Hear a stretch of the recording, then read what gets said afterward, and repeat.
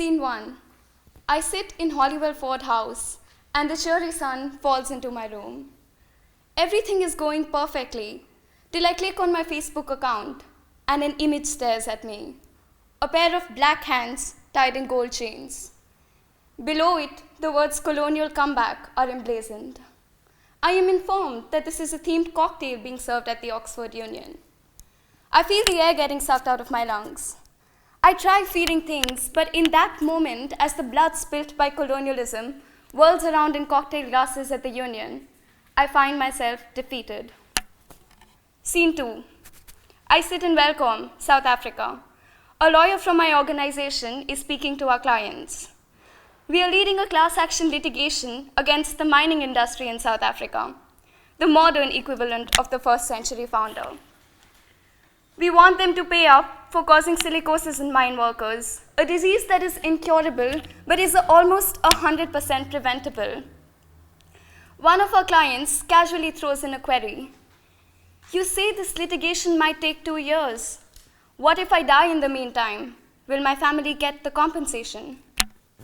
And there it is, the inevitability of his death at the hands of Company X.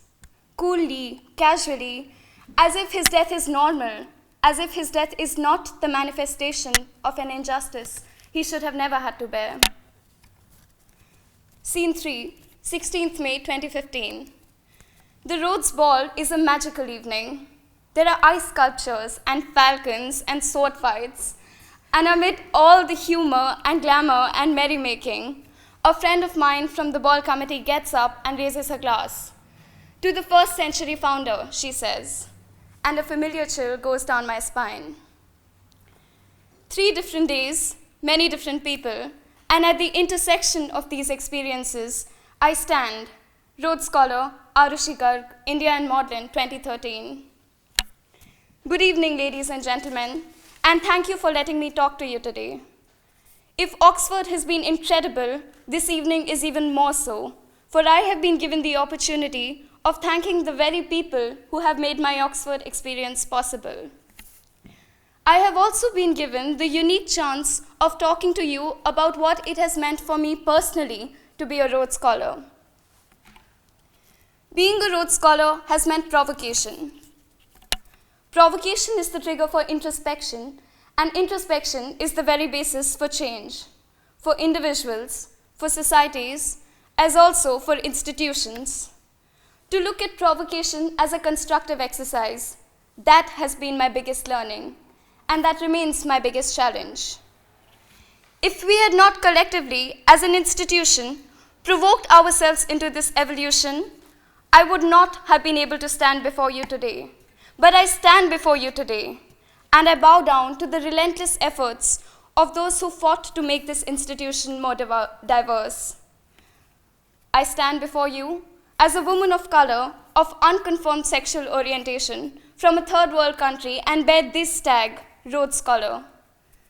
My presence is testimony to the fact that this institution is not immutable, that it has taken great steps to improve its commitment to justice beyond empty rhetoric.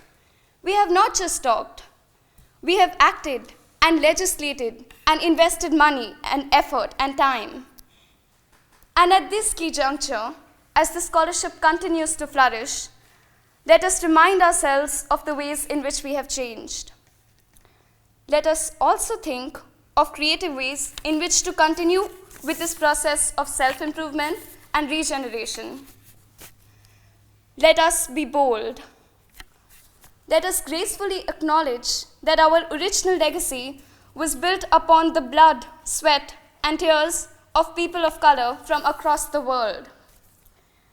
Let us acknowledge that our original legacy was meant to expand the empire and oppress people. Some of these people looked like me. They talked with my accent, and they spoke my language. Let us prove more forcefully that we reject that original legacy, not just with our words, but also with our actions and legislations and money and time and effort. What else has the Rhodes Scholarship taught me? Being a Rhodes Scholar has meant unlearning the mythology of leadership, Politicians are leaders, but I look around at Rhodes House, and I learn that lawyers are leaders too, and doctors, and school teachers, and artists, and engineers. Leaders don't always come from big cities or elite schools. Sometimes they speak in broken English. It is the language of ideas that makes leaders. Let this also be our learning, to dismantle the societal stereotype of the ideal leader. Being a Rhodes Scholar has meant growth. It has meant friendship. It has meant humility, a humility that is nourished when I interact with the Rhodes community and learn from them the value of commitment to social justice, the value of serving rather than saving, the value of empowering and collaborating rather than controlling or dictating. So let me thank you today for all this and much more. Thank you for letting me be part of the Rhodes story.